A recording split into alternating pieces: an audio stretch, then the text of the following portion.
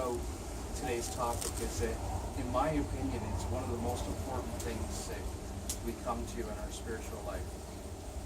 Because this moment is where we access, all of the gifts that are coming to us. This moment is where we access who we truly are as spirit and soul. And there's so much coming at us in this moment. And when we're out of this moment, we completely and utterly miss our lives. So our lives happen in a series of moments.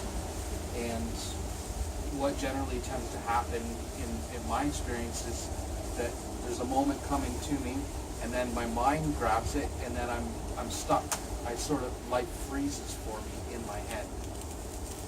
And in that pause, in that when life is frozen and I'm suspended in my mind thinking about what just happened, I'm missing a series of other things in my life. And if you're like most people, we do this all day, every day. We freeze time. We get stuck in one moment, and we get trapped into just single little instances in our life. So instead of experiencing a full life, we're experiencing one little moment, one little moment, one little moment. But what happened in between all of those moments that we stopped engaging the present moment here? How much did we miss? If you were watching a movie on TV and you played one little scene, then you fast forward the movie 20 minutes, played another little scene, fast forward it, played another. At the end of a 2-hour movie, those little blips that you got out of watching that show, how much of the movie would you understand? And that's like our life. When I'm moving along on my day and I get caught in one little blip of it, how much life am I missing? How many times in my past have I, got caught in one little moment and then I missed days and weeks of my life? And it's easy to do if I've got grievances in my life. That's generally the thing that pulls us into putting our life on pause, is a grievance. Somebody did this and I'm pissed off at them. I'm angry at this person, and I need to stop and talk about that. I don't want to think about that. And I could grind on that in my mind for 2 to 3 days at a time. It's like when I think of it this way, it points to the importance of us actually getting truly and totally in sync with this moment here now. And there's such a burning importance of us to not put our life on pause, to not only catch a sliver of our lives, because when we're on pause, we're missing our destiny, we're missing our purpose, we're missing out on so much of our life. When we stop to analyze a past moment, we're already out of the moment. We're out of this moment here. This moment is actually a springboard that we dive into all of eternity.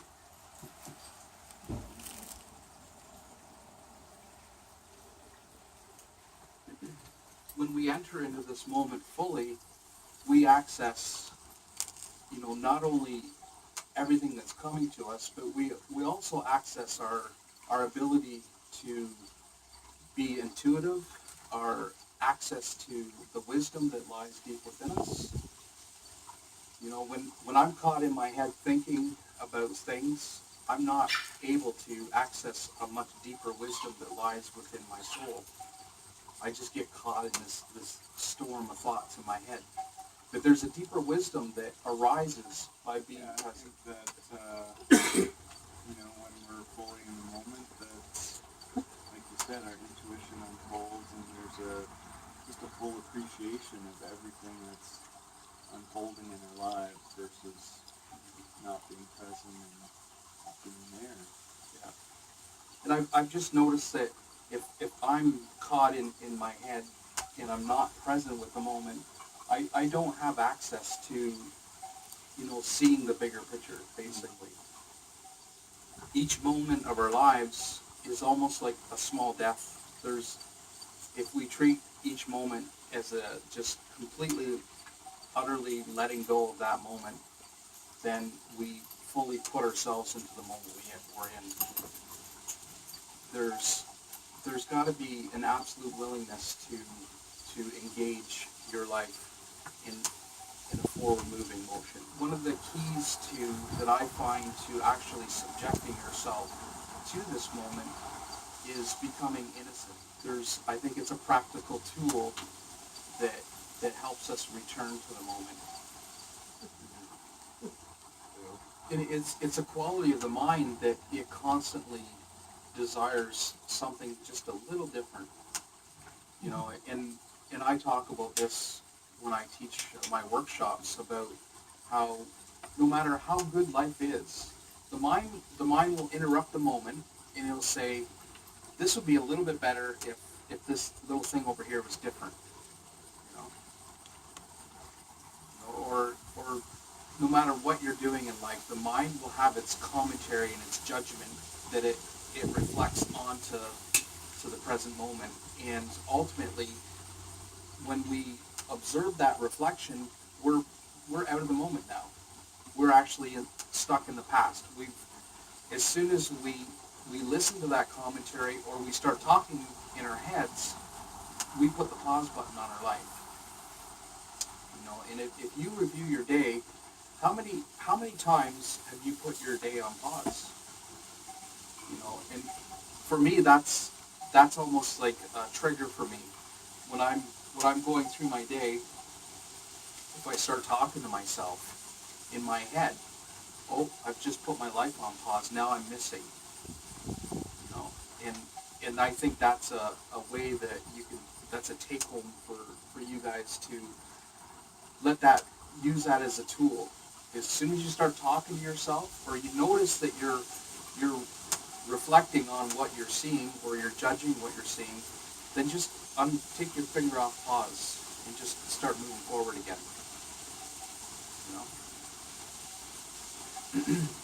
Because the mind will always cleave for something different. Life is just going to keep rolling forward.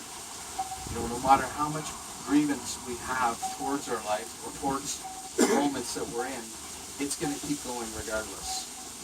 How do you move forward if you're not allowing yourself to pause and think about what you see? If you have to form an opinion one way or the other, is this good for me? Do I like this? And you have to stop and think about it. So it sounds like you're saying don't do that, just accept what is. No, I think you can access the moment at the pace that it's happening. That you don't have to actually step out of the moment to stay in the moment. Like I don't have to step out of this moment to answer your question. Mm-hmm. I don't have to stop and think about it. What I'm talking about is when we're getting so stuck on things in life that we're missing huge blocks of time. The brain was given to us for our use, so at times we need to use it. There is times when I do have to think, and thinking is a really important function for certain periods of my life. But for the most part, I don't have to think. As I'm sitting here talking to you, I'm not thinking about what I'm going to say. I'm just allowing the words to rise out of me versus thinking about everything. And the same goes when I'm tattooing. When I'm tattooing, I'm in the moment. I'm totally succinct with the moment I'm in, and I'm allowing the work to happen to and through me. It's not me that's doing the work. It's happening. The work is happening to me and through me. Any great athlete will talk about the same thing when they're in what they call the zone or that space where they enter into, and next thing you know, it's not them doing their sport. The sport's doing this moment. It's not. We don't have to stop and think about things going on. For the most part, the idea is that we flow with life. And if the more present you become, the more we're able to see what's actually happening, and we can automatically respond in a more intelligent way. Okay, I'm thinking it's very, very hard about what you're saying. I'm not in the moment at all. Because I don't understand what you're saying for a lot of it. So, like, my mind's churning like crazy right now. I'm trying to make sense of what you're saying. Just set it over in the trailer, and then at the end of the meeting, go pick it up again. Think about, John, when you were in that moment, how quick your brain, your mind functioned with clarity. Oh, lightning fast. So your mind, that's the way I feel that it was given us to use. You can bring in data, but because you are that moment, you can process that data without, in the sense of hashing it. It's just bang, bang. That's how fast it is. You go, bang. Yeah. You make the decision. Because you're in that moment. Your brain works with, your mind, whatever you want to call it, works with such clarity. It's amazing. Because you are living that moment fully. The conscious decisions happen best from the moment. The brain wants to take credit for all the genius that happens in our lives. Your mind wants to say that I'm responsible for all these great things that are happening, and my mind is so clever, and it's the be all end all, but it's not actually the mind that's what's really clever in life. It's that silent part of you that arises out of the stillness that knows that there's a deeper wisdom that's actually in operation. And what I'm suggesting is that we set the mind down long enough to experience that deeper wisdom that can arise. These concepts are not for your mind. This entire talk today is not entertainment for the mind. It's instruction on how to have a different experience in life. And it's not something that I suggest thinking about. Because if you think about what's being said today, You just guaranteed I'm going to do exactly that. you're actually in the past. I would suggest that you not think about anything that I just said, and get into this moment and live it completely in sync with where you're at right now. Just stay in this moment. See what happens for you. I'm suggesting take an experience out of today, not something to think about. I don't want you to think about what I say. You shouldn't have invited me. No, you're great because you present good arguments, John, and I appreciate what you add. I want to understand where you're coming from. I might not agree with you, but I respect your perspective and your knowledge. So I want to understand where you're coming from, because it might change my viewpoint on it. Yeah. And I'm open to change constantly, especially with As me. am I, and I'm open to hearing yours. Like, the next thing I wanted to say was how, like, the title of today's talk is about the eternal moment now. So what does that mean? What it means to me is that when I hear the words, the eternal moment now, there's something inside of me that just sings. My body knows there's something true about that. Like we talked about last week, there's the heart is a truth box, and it's a tool that we can use to determine truth from false. And there's something in my body that sings when I say the eternal moment now.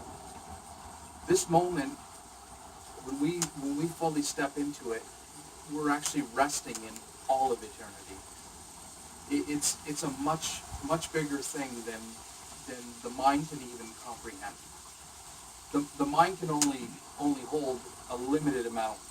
Like if you think of the mind as a cup, it'll hold this much liquid. Now this eternal moment is like the ocean, and this eternal moment now actually extends all the way forward and all the way backwards. If we're fully succinct with this moment here now, we can actually change things happening in the past.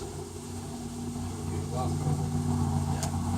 And rightly so, because if you put your mind in the trailer, you'll follow me a little better. I'm trying, dude. I'm really trying. That is a tough one, though. No, sorry, yeah, that is a really tough one. So, I remember one day I walked up to Maharishi's porch and he was telling me that what I do now changes the past.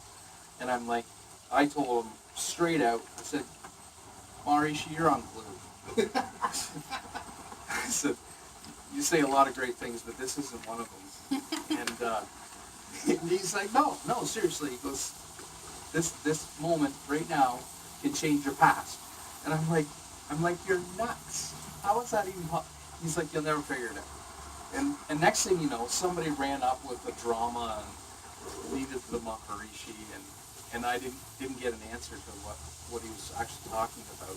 Now I skip forward about 6 years. I'm sitting in a second year class, a psychology class at Western University. And the professor comes out the first day and he says, you know guys, time isn't what you think it is. And this is actually how Maharishi started the conversation. He goes, you know, time isn't what you think it is. And so my ears shoot up and I'm thinking, hold on, I've heard this before. And then the professor goes to say, if you guys study for your exams after you take them, you'll do better during. And they're all looking like John. That is a proven fact. Okay, so they did a study on this. They had the students study after an exam, take an exam. They had students study before and after. They had students that didn't study at all. And the results were conclusive every time they did the study. The ones that studied after did better than the ones that didn't study. The ones that studied before and after did the very best. Now, why is that? Because what we do now changes what happens in the past. Now, an easier way for us to grasp this concept is that right now is the past of the future. Okay? So, things that are coming to us right now in our lives are determined by what we're going to do down the road. So if I'm going to be a public speaker down the road, say I'm going to be someone that gives great inspirational talks, right now I have to be where I'm at. I have to be in this space right here now. I have a 1,000 roads in front of me, and I could choose to put myself down any one of those roads. But this is the road that I am supposed to be in here now. If I'm going to be a conscious teacher in the future, I have to be here now. And because I'm going to be a conscious teacher in the future, that's why this is showing up for me today. So this is my future changing the past. This being my future's past.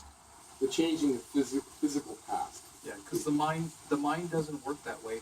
The mind thinks in a linear process, and what I'm talking about is life is actually a non-linear event. It's not something that's happening in this A to B to C thing. We think it is. We wonder why things happen in our lives, and we'll look back and we'll say, wow, if this thing didn't happen, this thing didn't happen, that thing didn't happen, I wouldn't be where I am today. Well, why did all those things happen? It's because of what you're doing today made all those things happen. So your future changes your past. We tend to think, like I said, or we'll go through an experience and we'll say, why me? And it's happening to you. It's happening actually for you, not to you. And that's what the mind doesn't understand.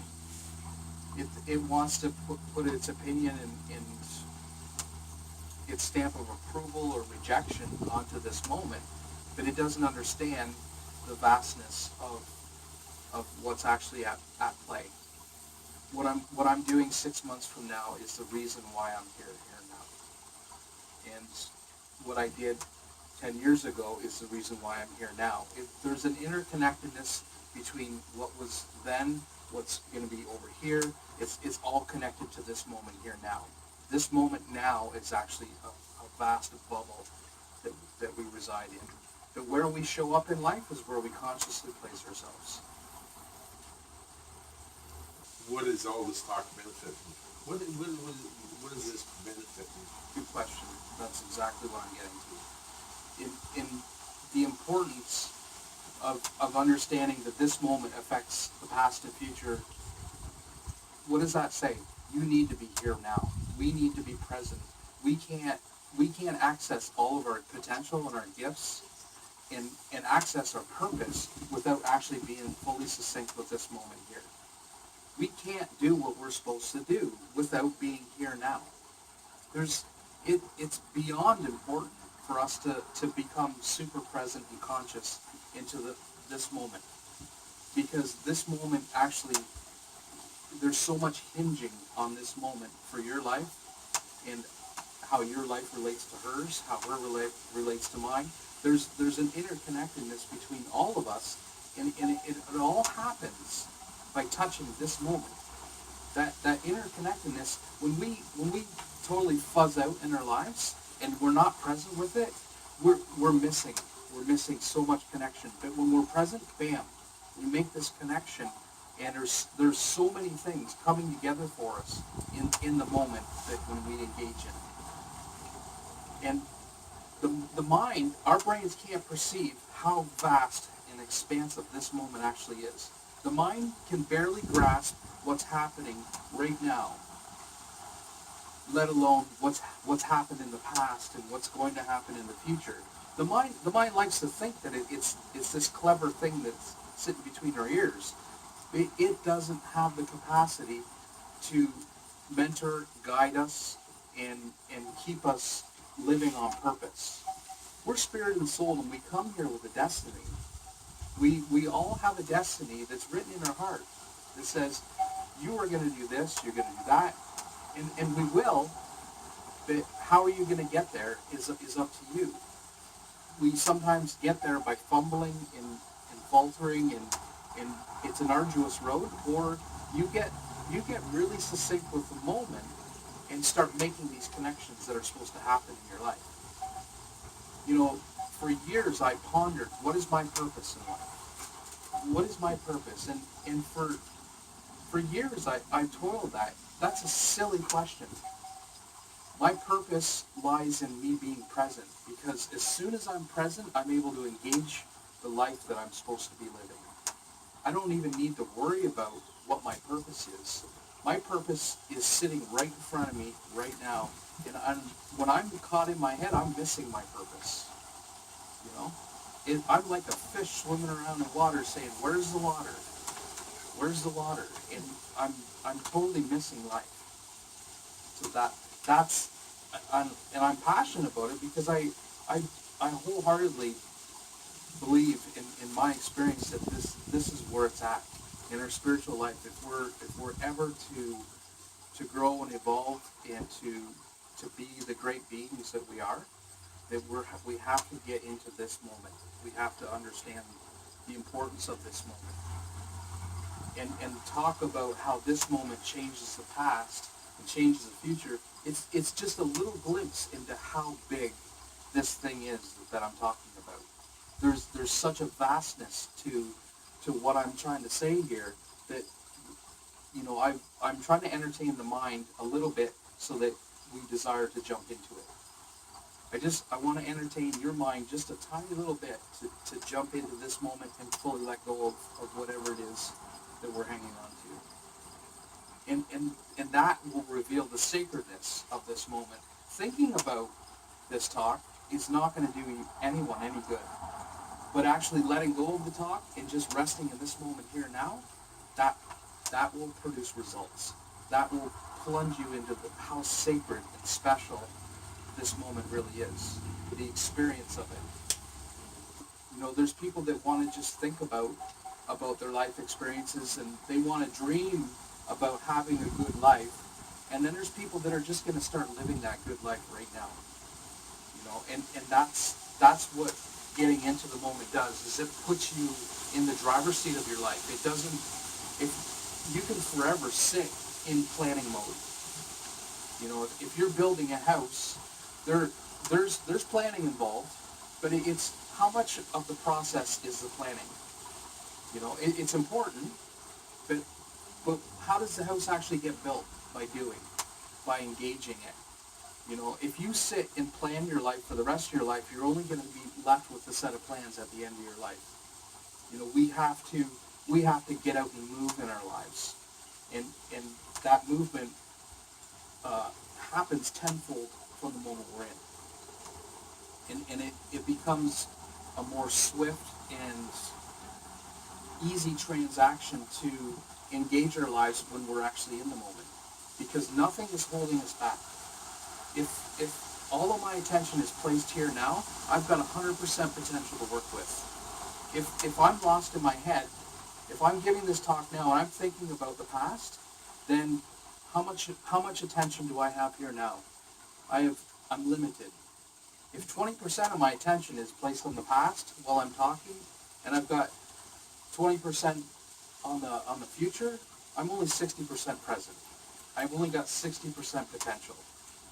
And from my experience, most of my life, I was about 100% in the past, and I'd flip to 100% in the future, or a combination of, and very little of my time was actually devoted to the present moment. It was just constantly backwards and forwards. There's also an exponential growth rate to what I'm talking about. You become more present, and things happen. You become a little bit more present, more things happen. You become more present, more things. And I truly believe that the more present I can be with this moment, there's an exponential growth of me seeing a bigger picture, having less stress, having more peace in life, making wiser decisions. You know, I see there's a correlation.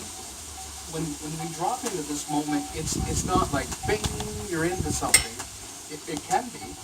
There can be moments where you drop into the moment and it's such a vast experience.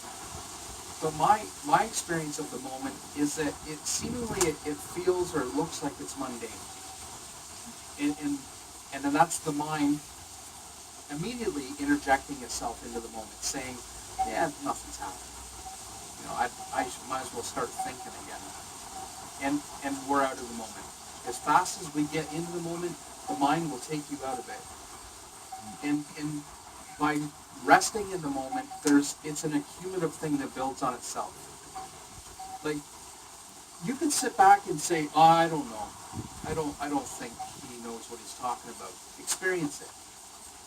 Try it. Stop choosing to grab thoughts for a couple days and see how you feel.